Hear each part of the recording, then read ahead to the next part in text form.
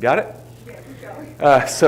So we have some of these cross planning activities that go on for the benefit of our local producers between the Farm Bureau organization and the local Soil and Water Conservation District, and this just happens to be one of those instances. The Ohio part on the nutrient management record keeper, that was a conscious marketing decision on our part for this mobile device application. It really has applicability any place where you have Google Maps and a cell signal. So nationwide applicability. We have the Ohio thing plugged in there at the beginning just because we were trying to get Ohio producers to latch onto it and use it a little bit quicker for some of their on-farm nutrient management record keeping.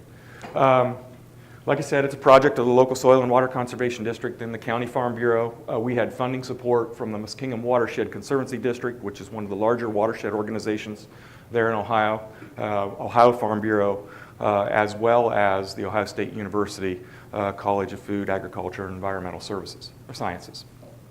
I don't know, see if it works now. Okay, so we had a situation in Ohio where we had a piece of state legislation that was passed that created a fertilizer applicator certification program. Basically said that anybody that was applying fertilizer on more than 50 acres for crop production, for crops for sale, had to go through a training process and be certified by the state to be able to buy and apply fertilizer to those acres.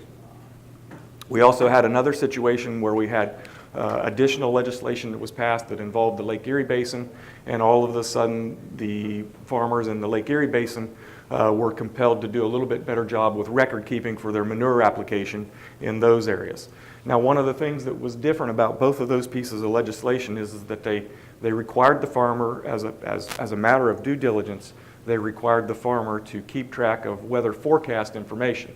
So tracking weather information wasn't a big deal. Our farmers had kind of been used to that. We had a pesticide applicator certification program that's 30 plus years old, and they had always had to keep track of the weather conditions for those pesticide applications. What was different about this was that they had to grab the weather forecast data for the period starting when they were going to be making the application. Pesticide application was just whatever the weather was. All you had to write down was what it was doing at that time. Raining, 15-mile-an-hour winds, 80 degrees, whatever. But in terms of manure and fertilizer application, suddenly they had to keep track of the weather forecast data. And one of the things that we realized as a Soil and Water Conservation District and the local Farm Bureau was that wasn't really easy to get and convenient to record. So that was really our primary objective in first developing the app was to help them with that issue. So what is the OnMark application? It's a field usable mobile application, works on Android or Apple. It allows the user to log manure and fertilizer application data in the field. It automatically captures the weather forecast data along with a bunch of other numerous things that you have to have as part of the record keeping process for those programs in Ohio. And it syncs automatically with a web account that each user establishes.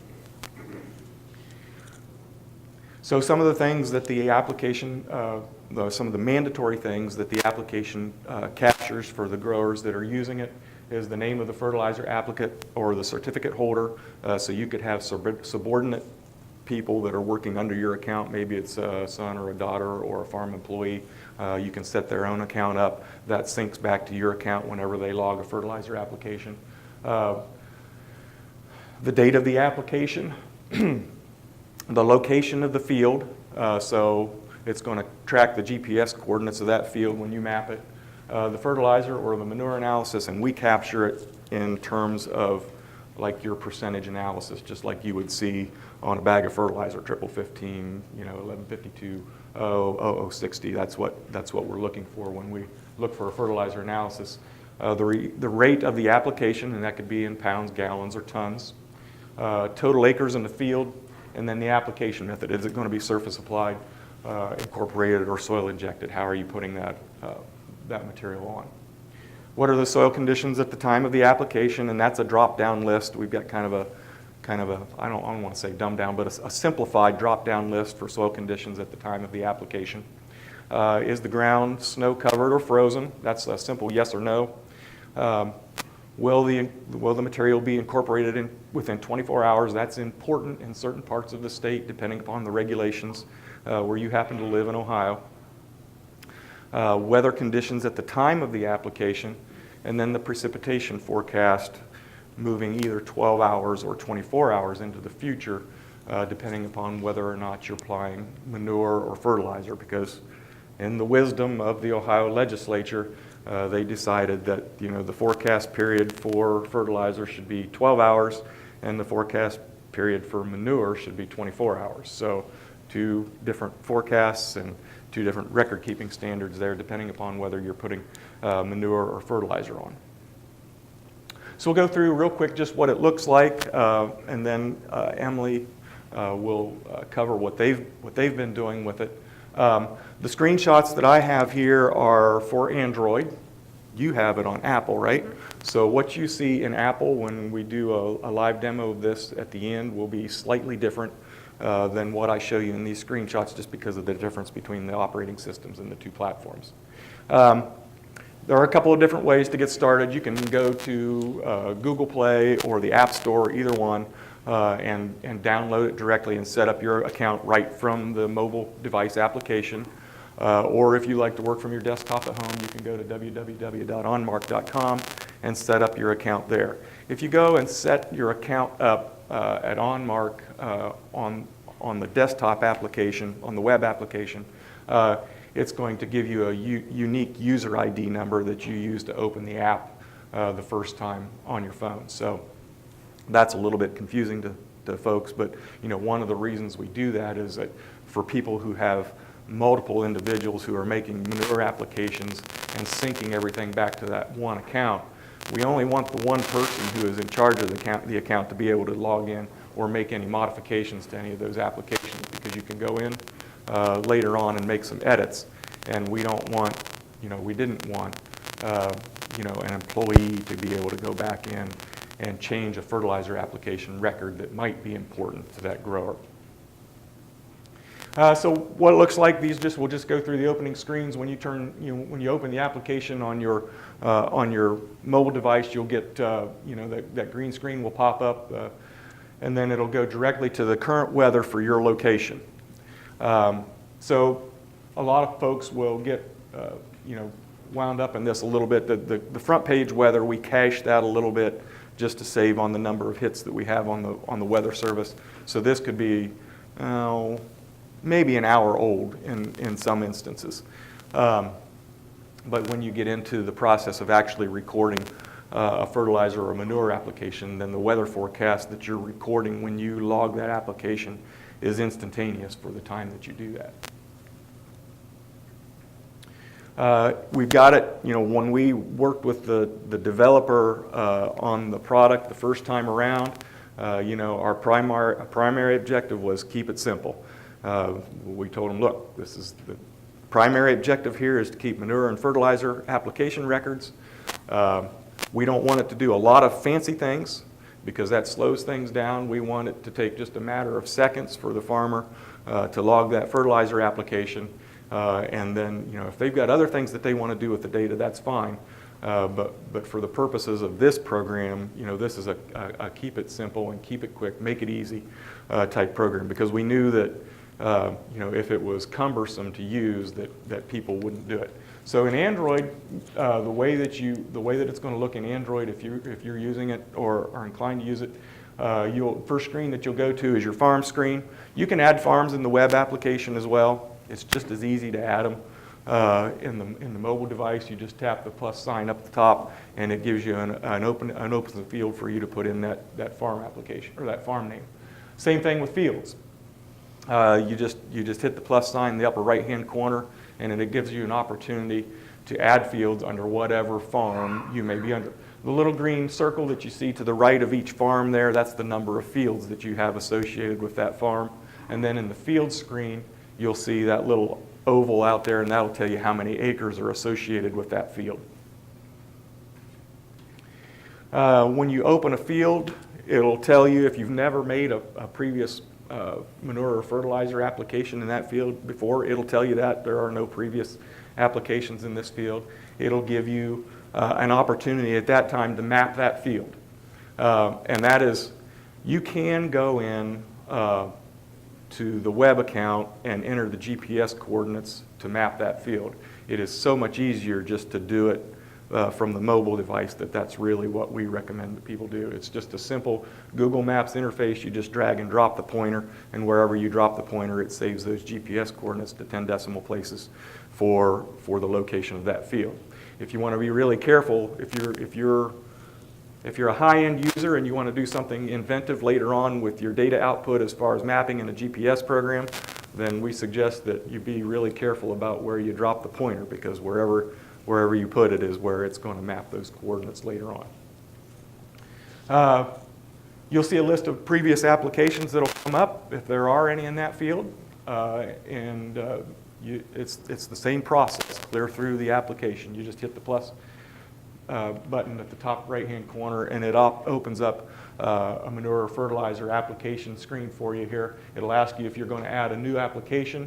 You can reset the form if you're going down through there and you make a mistake. You can reset the form, or you can cancel that, and it'll take you right back to the previous screen. One of the things that you can do, I don't want to forget, is that the reports, there are 2 report formats that it will send you. It has a PDF, which is kind of a simplified report output that captures all of the basic stuff that our Ohio Department of Agriculture inspectors want to see when they come out to the farm and inspect your fertilizer application records. So we've got that. That's one way to get a report. We also have a CSV file or a spreadsheet type report that will dump into an Excel file for you.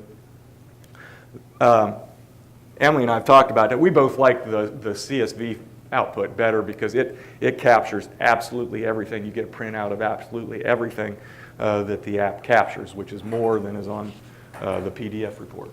But as you go down through the application screen, it's going to ask you, is it a manure or fertilizer application? You simply click on the one that you're making, and it will adjust and it will adjust the weather forecast data that it's capturing at that time based on your selection there. You have drop-down. We've got simple drop-down menus for some of the more common things. Now this is Ohio. You guys can't get ammonium nitrate here anymore, can you, at all? Okay, so this is common for what you would see in Ohio. Some of the general materials that we'll use, and that's just a simple drop-down screen. In Apple, you get the little scroll wheel that has those things on them. But in Android, you get this drop-down screen, and you can simply click on one of those things. And then for those materials, it will automatically populate the analysis screen for you. So if you tell it that you're going to make potash is down at the bottom of the screen here, below the bottom of the screen. But if you tell it that you're going to make a potash application, it automatically populates that analysis profile in your report as 0060. Soil conditions, again, that's a simple drop-down menu. So that's the way that's going to work. Method applied, again, that's a drop-down menu. Just choose the one that's applicable to the application that you're making. Is it frozen or snow-covered? So in parts of Ohio, we can still apply manure and fertilizer on frozen and snow-covered ground. So that's a simple checkbox. That's a yes or no. Will it be incorporated within 24 hours? Is a simple yes or no checkbox. And then is it applied to a growing crop, which is a yes or no as well. For purposes of nutrient management regulation in Ohio, since people always ask this, we're getting into the winter months now. So wheat, hay, a rye cover crop, even though those would be in a period of dormancy in the wintertime, right now the way things are interpreted in Ohio, those are growing crops. So they're a little bit of a get-out-of-jail-free card. You know, if you need to make a manure application in the wintertime, you have the opportunity to do that in those situations in certain places in Ohio. It'll ask you the amount per acre. It'll require you to put in an amount per acre, since that's one of the critical things that the Department of Agriculture wants to see on your report. It will not let you save an application if you don't tell it how much you're putting on. It'll want the application unit, so am I putting on pounds of dry fertilizer? Am I putting on gallons of 28%? Am I putting on gallons of hog manure or tons of poultry litter? It's going to want to know that. And there's an opportunity to put notes in there, so you can record a notes entry for each application. We'll use that sometimes since it's not a typical analysis, but if somebody wants to use it to record all of their nutrient or soil fertility management adjustments, you can go in and put in an amount. You can leave the analysis blank, use it 000 for analysis, and then you can put in 4 tons per acre, for example, and then put in a note entry that's lime. So I made a lime application on September 30th, and it'll log that for you just the same as it would a fertilizer application. This is what the PDF file output looks like. Like I said, it is a very simplified form. It has everything on it that one of the ODA inspectors, when they come out to your farm, is going to want to see. Your requirements may be different state by state, but this is, this covers what they want to see in Ohio. The CSV file, that's the lower part of the page here, and what you see when you go in, if you go into your web account and scroll down to CSV file, you won't see the whole thing at one time, because it goes on out for maybe 12 more columns past what will show up on your computer screen. That's one downfall of printing out the CSV file, is that you have to shrink the print down pretty small and put it on ledger paper or legal paper if you want to get it all on one page. But it does have a lot of really good information on it. And it is in a CSV format. So if you're working with an ag services company that has the ability to deal with data in that file format, then they can take the output from this program and work it into whatever other data and record keeping program that you're using. If they can work with that, if they can work with the CSV output, then they can manage that and incorporate it into some of your other record keeping programs. So it is free. Our objective for this application was not to make money. We got most of it paid for with grant funds. Right now, at least, there is absolutely one advertisement on it, and that is on the front screen of the app. There's an opportunity there to join the Ohio Farm Bureau. So right now, that is it in the way of advertising.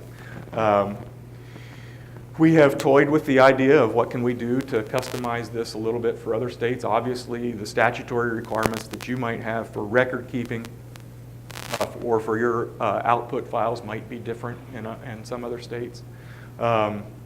We've talked about what would happen if West Virginia or Delaware or Maryland or somebody came to us and wanted to customize it a little bit for record keeping in your state, and we'd be more than happy to work with you on that. From a privacy standpoint, we have, the Soil and Water Conservation District, people get a little bit uncomfortable about that because in Ohio, Soil and Water Conservation Districts are political subdivisions, okay? So we're the government, we're here to help, right? So they worry about the privacy of their records and whether or not we can see that. We've got a pretty strict privacy agreement with this that basically says you're the only one that has access to your data. I can't see any of it. The developer, by virtue of being able to go in and fix things, I'm sure could probably see some of it, but neither myself nor Ohio Farm Bureau or Knox County Farm Bureau can see any of your manure or fertilizer application data. On top of that, in Ohio, it is against the law in Ohio. Of course, we have the public records statute, but one of the exemptions in Ohio to public records request is farmers' voluntary collected nutrient management planning data. So in Ohio, that's one of those things that from a public records standpoint, and myself as a government official, am prohibited from giving out in the case of a public records request. So that's the app in a nutshell. We'll let Emily talk about what they're doing with it in West Virginia, and then we'll try and give you a live demo. So we've got to switch over some stuff here. So my name is Emily Morrow, and I'm an extension agent in Jefferson County, West Virginia, the easternmost county in West Virginia, and we have been working on just a general pilot project on trying out this app in West Virginia and seeing how it works for our farmers. Let's see if I can get the thing. Okay. So our whole premises was just basically to train farmers on how to use the OnMark application and then take that data and compare it to their nutrient management plans. And this isn't a statewide project. We received some funds through the West Virginia Department of Environmental Protection to start to pilot this just within the Eastern Panhandle, the 8-county region, because we are in the Chesapeake Bay watershed. So we were able to gain access to some of those funds to then go back and prove that if we're being good stewards of our land or our nutrient management plan, record keeping is kind of checking out, we're then helping improve the Chesapeake Bay water quality and all of that good stuff. So it's myself and 4 other agents within this portion of the Eastern Panhandle. I've been working with our own producers just to try to get people trained in this app and get them familiar with it and using it. So why did we even try this? Since West Virginia has a 100% voluntary nutrient management plan system, we don't have any sort of mandated record keeping. And the EPA really does not like that. We get hounded year after year that you need a record keeping system, you need a record keeping system, but for anyone that has a voluntary process, we know it's very difficult. We're all obviously just very thankful that they're getting a nutrient management plan and taking those steps to be a better conservationist. So as such, we don't really have any idea if we're following recommendations. We really just honestly have no idea. So that was part of why we wanted to really look at this, see if there was a tool out there that was easier than maybe a paper records that get dirty, they get lost, they get trampled on. If we could utilize technology in some way, shape, or form to make this easier for our producers. So in our first year, we did find that there are some pretty severe limitations. Obviously, just getting farmers interested, tracking them down was difficult. I started this project when I was very new in the county. I think I had barely passed my second year in extension, so a lot of people still didn't even know who I was. So it was kind of hard to get people on board with the project, but we were able to get a decent amount of farmers in the whole 8-county region that had showed some interest. Addressing these user errors, that's something we're in the stage of doing now. As we started looking at the records that I've gotten access to just for 2018, we could clearly see that there was some things that just didn't quite match up with what it should be. Looked like on one of the records they inputted a lime application as if it was a fertilizer application and turned the tons. So some of those things, as you look at the records, just kind of set off red flags, and maybe we need to go back and address what the problem is on the user end.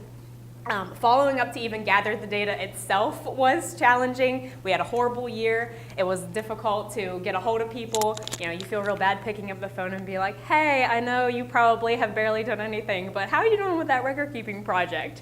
And then at the end, gaining access to nutrient management plans, we had to have people calling down to the State Department of Agriculture in Moorefield and giving, if they didn't already have a plan available in their house, couldn't find it, they had to call down Department of Ag and say, hey, I give Emily permission to use my plan. They had to sign something. So then that's another thing that you have to go track down these people in person to be able to gain access to the plans. And then 2018's growing season in general was just a huge challenge. So as such, I think we're going to think about rolling this out again in 2019 and trying to get better participation. So I have 2 farms here as an example. They're pretty contrasting. They both have pasture. We weren't able to get data for row crops just yet, but farm 1, small, 30 acres, young farmer in his 30s, a little bit more technological advance than farm 2. Farm 2, more land, older farmer in his 60s, still pretty tech savvy for his age, but you could definitely see the difference in someone that's already comfortable in using this technology and someone that kind of has a little bit more of a learning curve.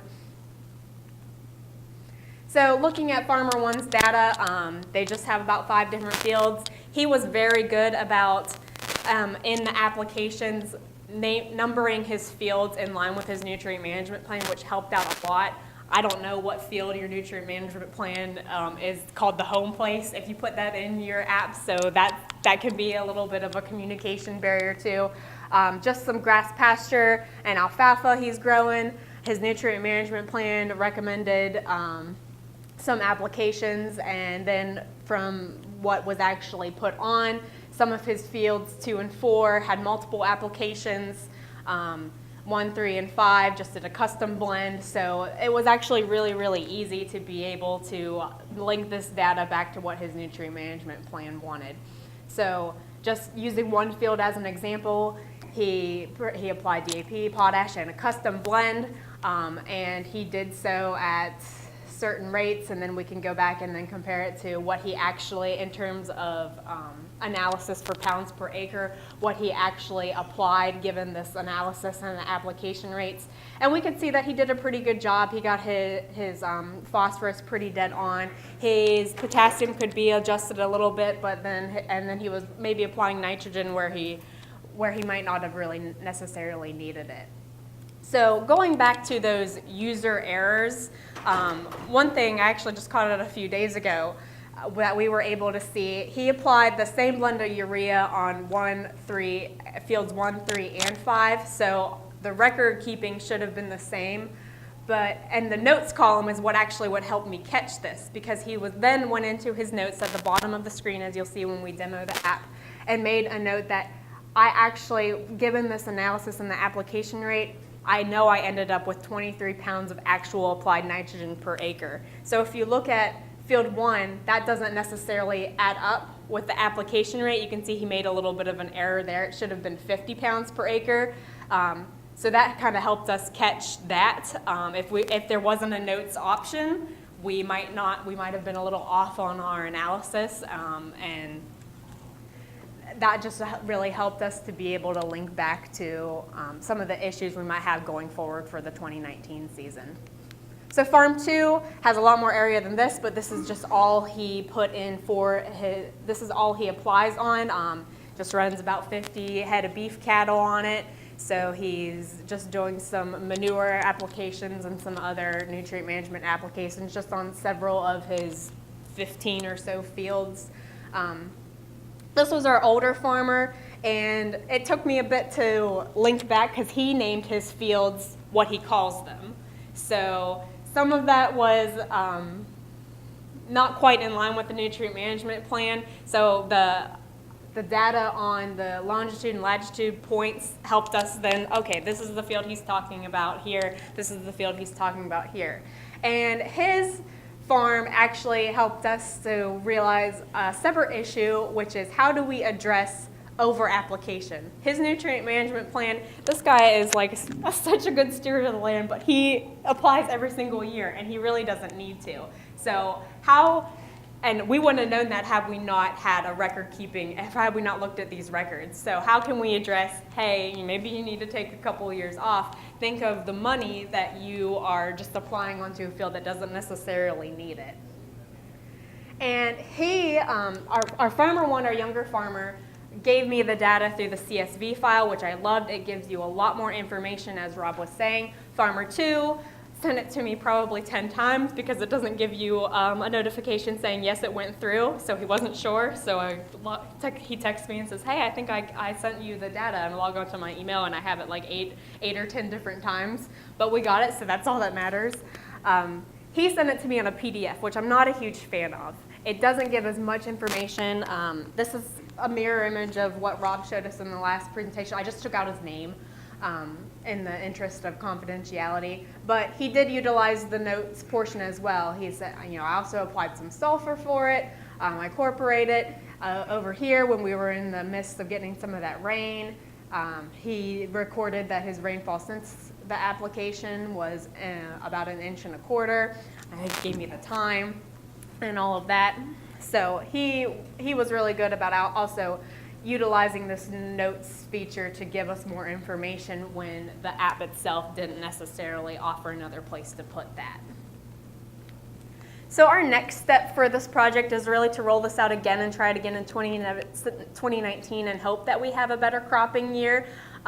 Providing better training on using the app, trying to address some of those user errors and some of those features that might be a little challenging for those that have a learning curve. and trying to get some of my farmers interested and trying to get them on board. You call them and you ask and say, well, I don't know if I'm good at that. Why don't you call my son and let him do it instead? Or why don't you call my daughter or my farm worker, someone that they feel might have a little bit more of a comfort level with using a new technology.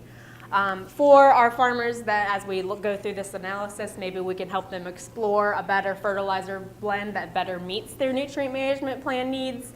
And then again, how do we address this over-application problem? How do we make people understand that this is another benefit to the record-keeping tool, because then we can then go back and see if there's an issue on the other side, not necessarily under-application, but putting more on than necessarily needed. And lastly, convey the power of a voluntary system. Show everybody that we at West Virginia have a voluntary system of nutrient management plans, and we're meeting our goals. And maybe as legislation comes down the pike, when we start talking about having more of a mandatory system with so many acreage like is displayed in other states, show that we're already meeting our nutrient management plans and following them to the best of our ability with a voluntary system. So if our farmers are willing to do so, maybe we don't necessarily need the legislation that mandates it. So now we're going to show the app itself. I'm going to show on my phone, and everything's on right now, so if I get like text messages or anything from my office staff, don't read them, yeah. We're in the middle of some snow right now, so everybody's kind of freaking out. So this is just a free trial of a software that I had found just for the purposes of this to screen mirror my phone screen to you so you can see. So this is real time. I got a lot of things in my hand right now.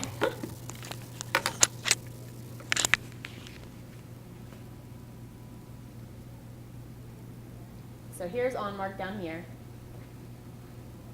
This is the logo. This is what it looks like when you go to download it from the App Store. Here it's pulling up, preparing weather. I have my location on, so it should be showing weather for where I'm at right now. And then if I want to refresh, I can pull it down. Okay, 100% chance of rain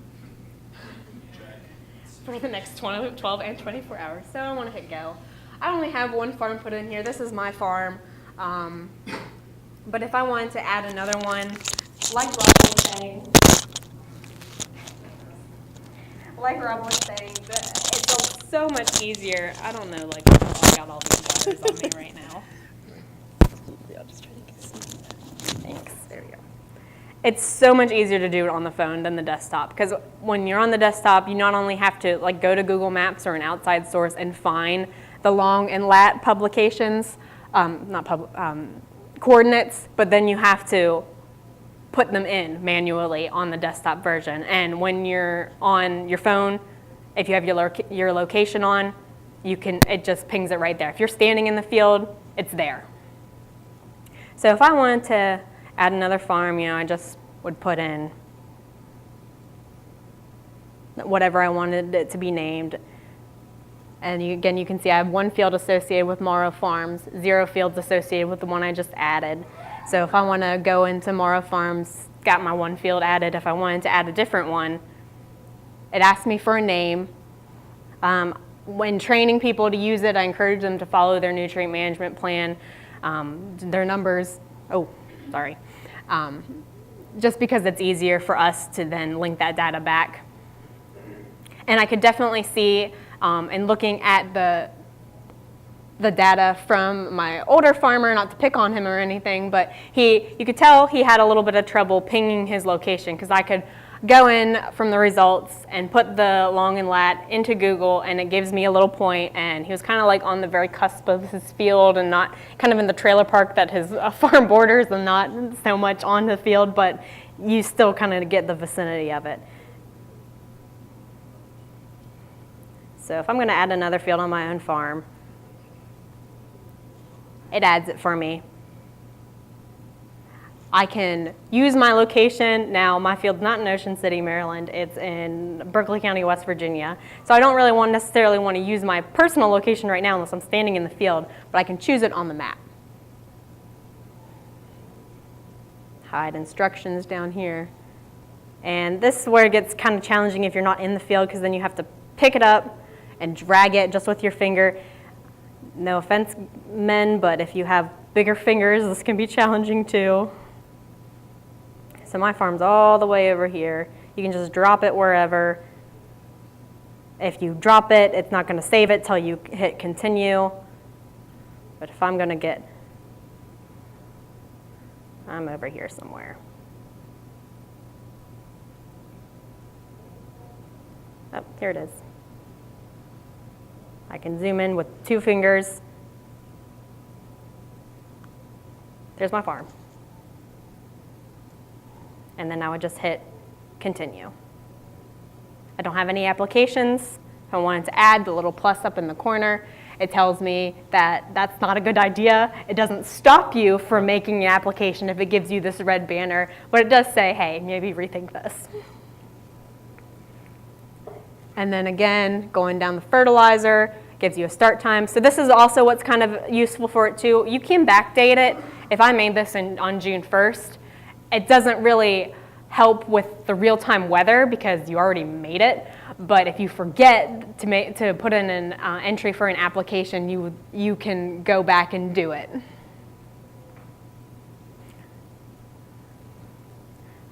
So like Rob was saying, it gives you all the different options for different already blended fertilizers or your own custom mix. Right now it probably is frozen and snow covered. Maybe I just had a custom blend. I don't know what the blend is. And then it gives you soil conditions: normal, standing water, saturated, moist, dry, or very dry. And then you just go down, apply to a growing crop. We got hay on it right now, so I'd probably pick that because it's dormant. Your amount per acre, it won't let you save it until you fill that in pounds and gallons and tons. Just making up some numbers. And then if I put in notes, maybe I might want to put, I did half of the field on this day, and then put in a separate application for the next day. I did the other half of the field, just for the purposes of the weather data. Do I want to save? Yes, I do. And then if I wanted to send myself a report of everything that I've done so far, back here at the bottom are reports, I can put in, for instance, my extension agent, my soil and water conservation person, their email here, or if I just hit CSV or PDF, that goes to the email that's linked to the account. But it doesn't tell you when you go in and put in someone else's email that it's sent. Is that correct? It only tells you when you go in and do this. It says it will be sent. But yeah. Hence why I received it 10 times. All right. How does that look for manure? That was a fertilizer one. I mean, is there an analysis and a tonnage or an amount? yes. So can you hear okay? Can you hear fine if I'm talking right beside her like this? So yes, for manure application, it looks very much the same. What we tell people in Ohio that we would like them to do is take the percentage analysis off of their manure analysis report, and you can input that into the custom blend column there, and then record it as tons or gallons. So right now, we've got a lot of expansion in the poultry industry in our county. We've got a lot of broiler houses going up for broiler manure in Knox County, Ohio. I've seen enough of the manure analysis reports now that I know that it's essentially a 2-2-2 analysis, give or take. I mean, it varies a little bit, but essentially that's what the manure analysis is coming out of our broiler barns. So you would hit custom analysis, then under NP and K, you'd put O2, O2, O2, treat it just like it's a fertilizer analysis, and at the bottom of the page, you would tell it, for broiler litter, let's say 2.5 or 3 tons per acre, maybe for a corn soybean rotation or something like that as your application rate, and save it just like you would a fertilizer application. So you just want to make sure you change the units if it's gallons or tons. So is that recording it at that value or plan available value? In other words, mineralization factor? It's recording it. When you pick the manure. It's recording it at the analysis value that you put in. So whatever your, I mean, I'm not sure what labs you're using over here, but the lab reports that we would get in Ohio will generally tell you pounds per gallon or pounds per ton, but then they'll also give you a percentage analysis on NP and K. That percentage is total, not Right, available. that's right, Two different numbers. that's right. Yep, especially, yep. So if it's capturing it as total, That's then it's going through, and if someone is looking at the records, making the determination, since they picked this manure, I only count a portion of it? You know, or does Right, it so, apply? right, so for fertilizer, that's pretty straightforward. But for manure, you're right. If somebody is looking at, if somebody is truthing out a nutrient management plan, whether it's our livestock environmental permitting division that does large confined animal feeding operations, or maybe a soil and water conservation district that's reviewing somebody's CNMP, then yeah, you would have to make a judgment based on the statute, I should say, based on the statutory guidelines in Ohio for nitrogen availability, based on time and type of application, then you would have to decide, okay, how much usable nitrogen did they actually put on? So we're all over the place. So there's very little agreement in Ohio right now between farmers and resource people and legislators on just exactly how much nitrogen is available the next year after a manure application. It's pretty debatable right at this point. It's not really debatable, but there's a lot of debate on it. So. Other questions? You map your field with another mapping program, farm works, entries, our field. Can you import your field shape file with this? No, sorry, you can't. You can export directly by a CSV file to other programs, but we do not have a provision for import. And so, we kind of, when we did development on this, we were running on kind of a shoestring budget. So, we basically did, in terms of development, the bare minimum that we needed to do to get something usable for farmers in Ohio. So, a lot of those higher end features are things that we thought about incorporating later on, but we haven't either found the funding for those yet or had enough demand for it to do that.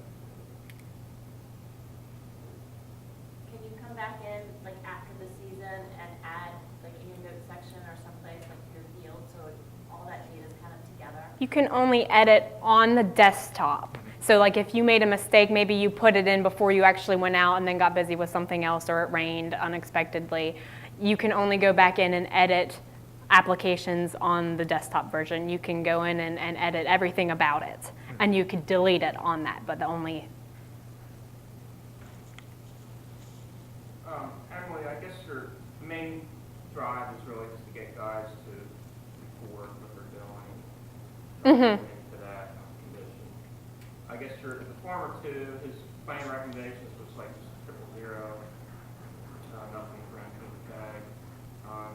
Just recording what he applied, but are you kind of looking at it, so, okay, this is what you had, but for grass, there was nothing.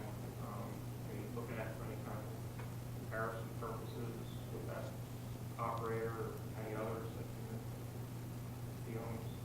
You mean comparison of like what he applied versus the... Yeah. What his NMP had was just 000 for grass.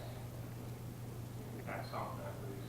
Yeah, and his nutrient management plan recommended 000 because he has cattle on it, so it takes into account the manure that's being spread around, and he rotationally grazes too, so things get distributed pretty evenly by his standards. And so for him, we might want to go back and say, hey, maybe don't apply next year. Maybe let's take some new soil tests and see where you're at again, because I think his plan runs out in winter of 2019, and then help him to kind of tailor his application schedule around what he's actually doing.